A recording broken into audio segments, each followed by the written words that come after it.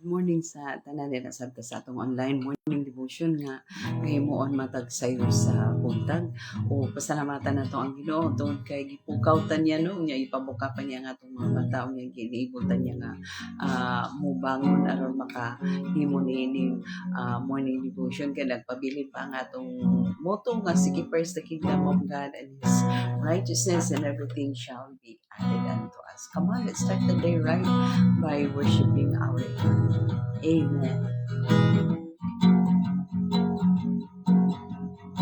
Sa matag subang sa adlaw, ikaw nagahata, hingpit nga kalinaw. Ang tanang kabuhatan, padayan sa iyong pagkakahanan, tanang tuhod magapiko, tanang adil magasugid, na ikaw ang Diyos nga gamhanan. Kanimo lang magasali, kanimo lang magadaig, kay ikaw ang Diyos nga gamhanan.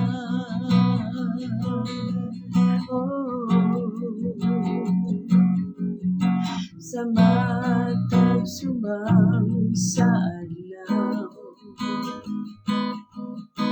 ikaw nagahata, hingpit nga kalinaw. Ang tanang kabuhatan, padayan sa iyong paghagamhanan,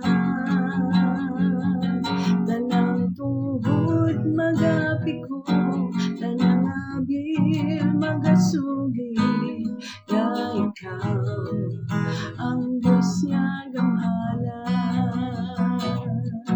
Kanimo lang magasalig, kanimo lang magadaig, kay ikaw ang Diyos nga gamhanan.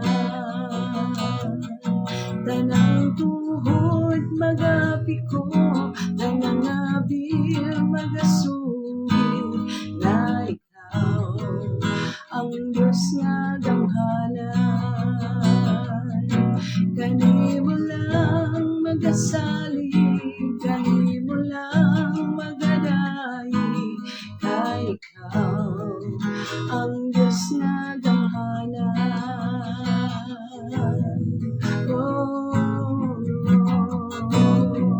Hallelujah, hallelujah, hallelujah. Jesus, we give you praise, we give you glory, O God, we give you honor. Hallelujah, hallelujah, hallelujah, hallelujah, God.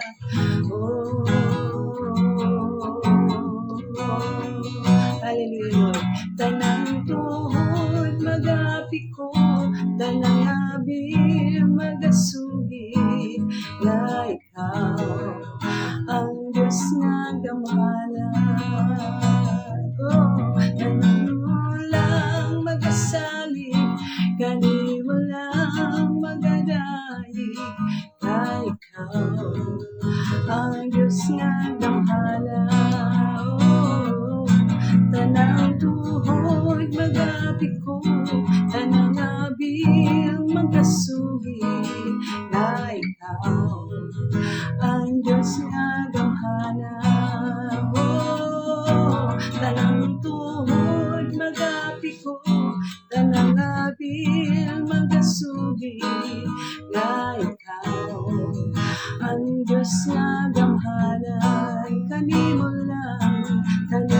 lang nagkasalig, kanimo lang magadaig, kay ikaw ang Diyos nga gamhanan. Kay ikaw ang Diyos nga gamhanan, kay ikaw ang Diyos nga gamhanan. Kanimo lang ikaw lang ang Diyos nga gamahalan. Thank you, Lord. Salamat kayo. Salamat kayo, Lord, sa imong pagpukaw ka ng mga enable minimo nga mabangon o bisan pa nga mong mga mata nga imong ipapuka, Lord, ni Jesus sa buntag, Lord.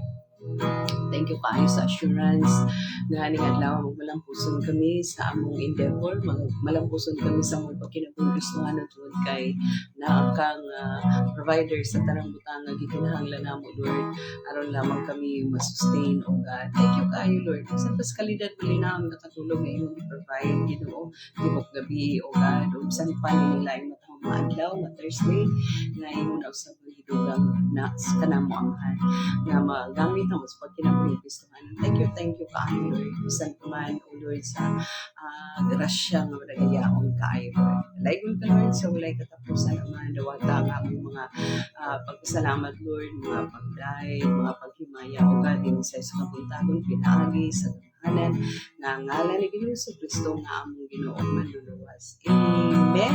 Praise the Lord. So, nangasabta sa pagpakli, no, sa balaang kasulatan, no, nga naapag gihapunta nagpabilin pa ta sa Luke, sa book of Luke pa ta, wala pa ta maka forward sa next na book. So hallelujah. So sa Luke chapter, yesterday kay chapter 19 ta, so karon na ata sa chapter 20 ta. Hi, hello, good morning. So sa Luke chapter 20 verse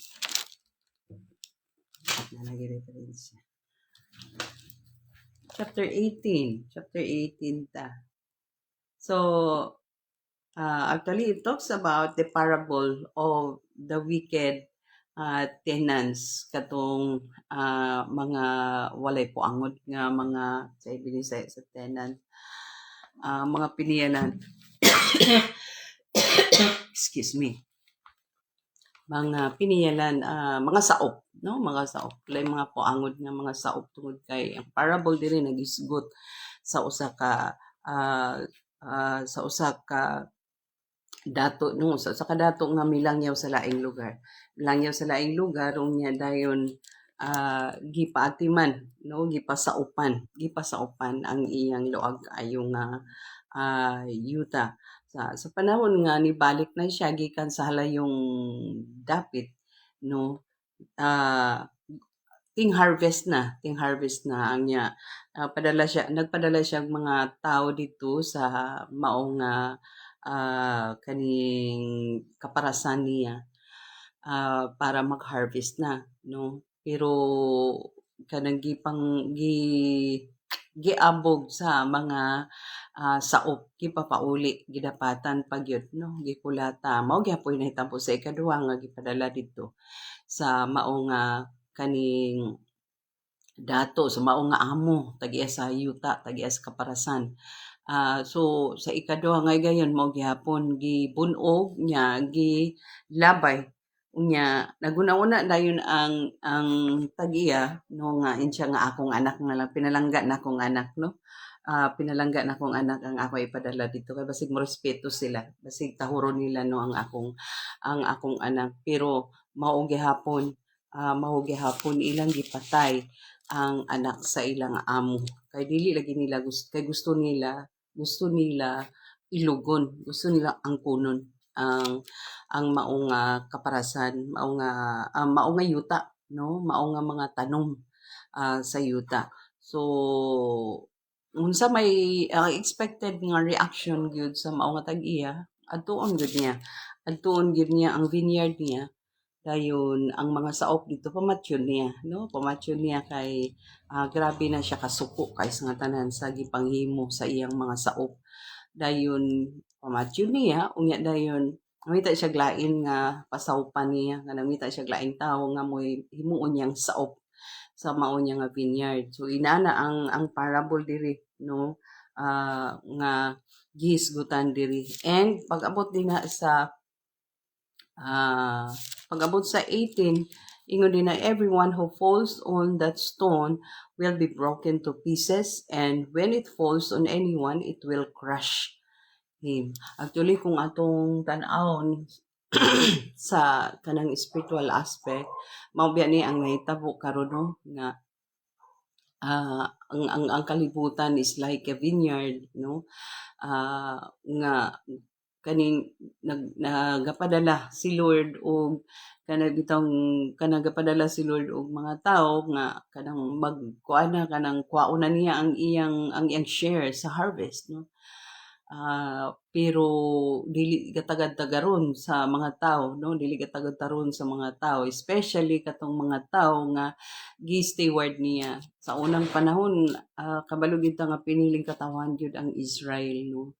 Pero pag-abot sa panahon nga si Ginoong Hesus ang gipadala sa Dios dinhi, wala gyapon nila taid-taira si Ginoong Hesus, no? Daghan kaayo una sa tanan before the Lord Jesus Christ came here on earth, mga propeta no gipasipad-an sa mga tao, especially sa nasod sa Israel. Wala ilha ang mga propeta, dili gahatagan og lugar niini nga kalibutan.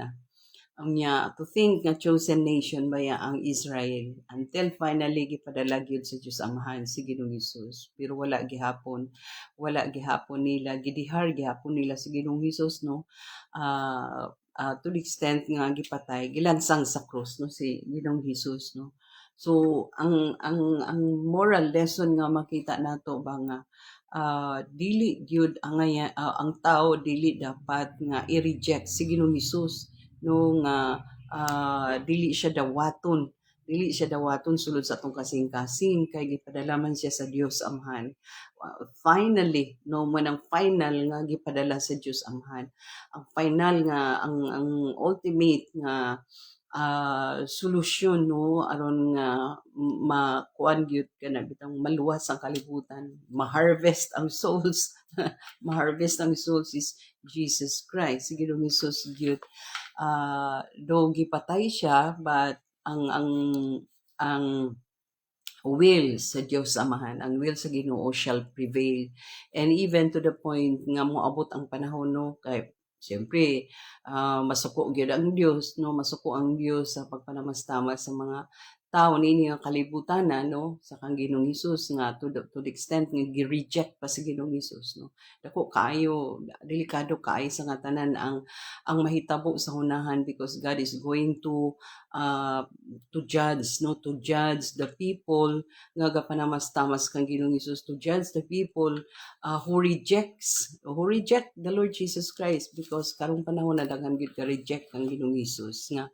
So the Christians, the role of the Christians is like steward nga gipadala dito aron nga mag-harvest, no, mukuha sa share.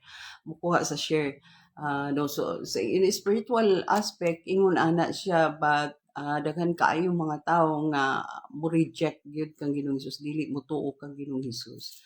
So at the final time maghukom gyud ang Ginoo, maghukom gyud ang Dios ni adtong wala mo tuo, ni adtong mi-reject, no, kang Ginoong Hesus, wala mo dawat kang Ginoong Hesus. So the final day, the final judgment is going to be happen sa adlaw, no, sa adlaw nga mobalik na, sa adlaw nga moanhin na ang Ginoo, sa adlaw nga maghukom na ang Ginoo.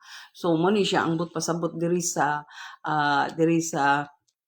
verse 18, no, everyone who falls on the stone will be broken to pieces, and when it falls on anyone, it will be crushed. Kay kaning ni ang mahitabo gyud ni sa panahon sa pagbalik na ning Ginoong Hesus, no, especially it's going to happen nga ma-broken o ma-crush totally, madugmok, mapulpog ang mga wala nag-ila, ang mga wala nagtuo ang Ginoong Hesus o ni-reject ang Ginoong Hesus, no. So ang mga tenants, ang mga piniyalan, ang mga tenants, ang mga saop, murag kita nga mga Kristohanon nga gipiyalan nga moadto sa kaparasan, moadto sa vineyard nga mo share no sa abot no sa abot sa vineyard no apan dili tatagad-tagaron o labaw sa tanan ang si Ginoong Hesus i-reject nila no do dili man karong mga panahon na dili man tanan ga reject gyud kang Ginoong Hesus na maghigadawat kang Ginoong Hesus. But the point is maabot gyud ang adlaw, maabot ang panahon nga maghukom gyud ang Ginoo. So focus ta diri sa 18 no ingon di tagaan na tong kahulugan kining giingon diri sa 18 nga everyone who falls on that stone will be broken to pieces and when it falls on anyone it will crush him. So unsa may but pasabot sa everyone who falls on that stone tanan nga mahulog ni ana nga bato. Jesus Christ is the stone no the stone nga gidihar no gidihar gipatay manggani no ibabaw sa krus no. So Jesus Christ mao ang bato nga lig-on no nga gi-reject sa mga gituhuan no gisaligan gi-expect no sa Ginoo nga mga tenants no mga tenants nga kuan nga nag kaning mga saop nga mo'y gipyalan sa Ginoo nga moatiman sa vineyard no. We look at the nation of Israel, actually sila gyud actually ang original nga gipyalan no. But they rejected no. Although daghan mga remnant karon no, daghan mga remnant nga nagtuo na kang Ginoong Hesus. But during those times no, gi-reject nila si Ginoong Hesus, gipatay siguro sa crucify him ana ang mga Jewish. So everyone who falls, the word everyone who falls is means no ang kahulugan sa word nga everyone who falls on the stone no mo man ingon diri everyone who falls on that stone will be broken to pieces.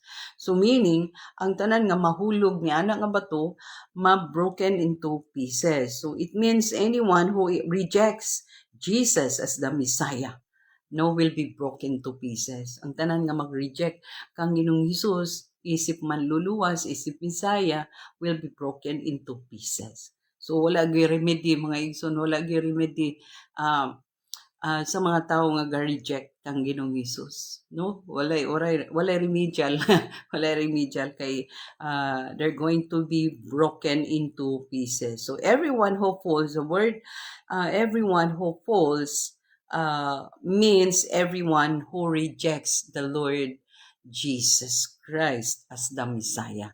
Muna siya ang pasabot sa everyone who falls on that stone. Yeah. Siyempre no kay kung mahulog ka sa dako nga bato, unsa kay itsura nato no pulpog yun broken into pieces. Meaning kanang wala remedy na pag mahulog ta kay gi-reject si Ginoong Hesus, gi-reject nato si Ginoong Hesus ma-broken into pieces kita. Dili na ta mahitsura. And the second word din sa 18 nga ingon din nga and when it falls on anyone it will crush him. Grabe no.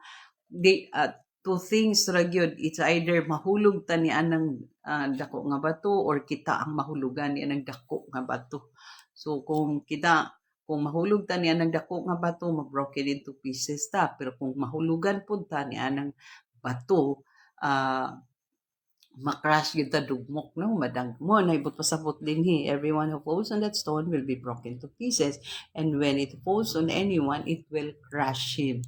So broken to pieces and will be crushed down. So mo na siya ang but pasabot aning 19 no nga 18 nga gibasa. So when it falls on anyone refers to Jesus Christ's second coming to judge both the living and the dead no. So ang meaning sa everyone who falls on that stone means everyone who rejects Jesus Christ as the Messiah. Ma-broken into pieces sila, mahulog man sila no. And the second nga giingon din na nga when it falls on anyone kung mahulog pud na kung mahulog pud ang bato no diha kanimo ma-crush into pieces gihapon ka. So it means that Jesus Christ is going to come again at the day of judgment. So kung maghukom na si Ginoong Hesus, wala gyapon remedial ang tao nga nag-reject kang Ginoong Hesus. So is going to be broken into pieces, and the Lord Jesus Christ during the judgment will crush him totally. Dugmok pulpog, no, crush him totally. So kanang mura bag idiomatic expression, no, kay maghukom ang Ginoong Hesus panahon sa iyang pagbalik. So delikado gid kayo mga igsoon kung i-reject si Ginoong Hesus, no. We're going to be broken into pieces, and the Lord is going to crush him down, no, nga kanang pulpog yun, no, mapulpog yun ta, wala gid tayo. So insakto ang ingon ni Ginoong Hesus sa dinhi pa siya nini nga kalibutan, ingon siya nga apart from me you can do nothing. So mo nay pinakadako kaayo nga sala sa usa ka tawo nga i-reject si Ginoong Hesus. So mo na siya mga isunod nga natin nakadlo karon sa duha ka butang nga gitagaan natong kahulugan nga nakita nato, nabasa nato diya sa verse 18 sa chapter 20 nga the one who rejects the Lord Jesus Christ is going to be broken into pieces. No, he's going to be broken, and the second is the Lord Jesus Christ is going to judge. No, those who rejects. No, he's going to come again and judge both the living and the dead, and those who do not believe in him will be crushed down. No, so manang duha ka kahulugan diha sa verse sa chapter 20 verse 18, no. So ang pagbalik ni Ginoong Hesus mao na lay paabuton nato. So we need to be faithful tenants, faithful steward nga kinahanglan gyud nga unsalay gusto sa Dios nga himuon nato kay gipadalaman ta, himuon gyud nato, no, kay basin og hukman pa sa Dios ang atong gipangsiran nga hasasad kita nga hasasad kita nga mga pinadala, hukman gihapon kay wala gihapon ta nagtuman sa kabubuton sa Dios. So kita nga gipadala o sila nga ginasiran, no, sila nga harbisonon, no, sila nga harbisonon at the last day dapat kitang tanan maluwas, no, kita nga gipadala o sila nga atong gaharbison, no, atong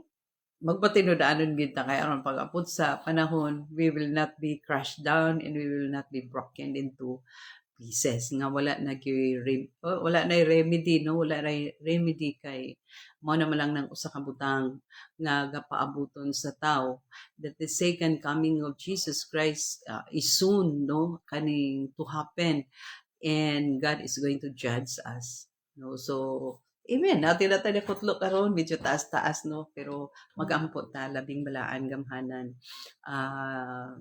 Mahigugmaon namong Dios, salamat kaayo Lord sa pagpahinumdumi mo kanamo amhan nga we as tenants Lord needs to be faithful in you, Lord God, as our God, as our Lord, as our Savior, as the owner of the vineyard, O God, nga muhimo gid kami sa angayan namong himuon isip mga saop, Lord. Usa salamat ug salamat kaayo Ginoo nga kini nga mga butangan, Lord, naagyoy dako kaayo nga kahulugan Ginoo mahitungod sa among padayon nga pagkinabuhing Kristohanon, Lord. Thank you kaayo nini.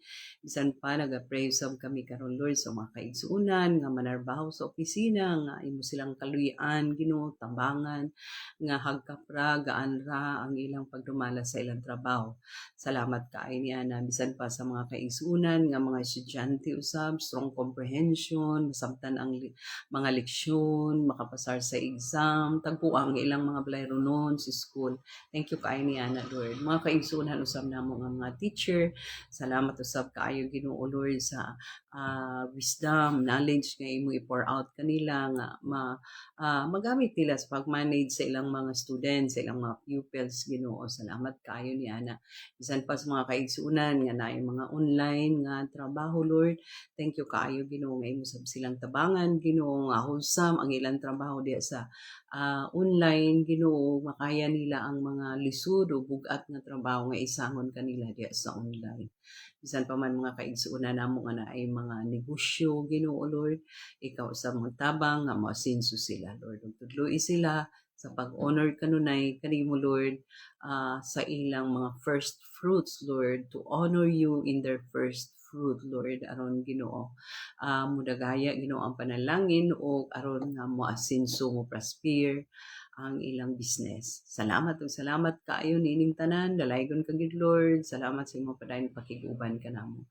In Jesus' mighty name, amen. God bless us all until next morning.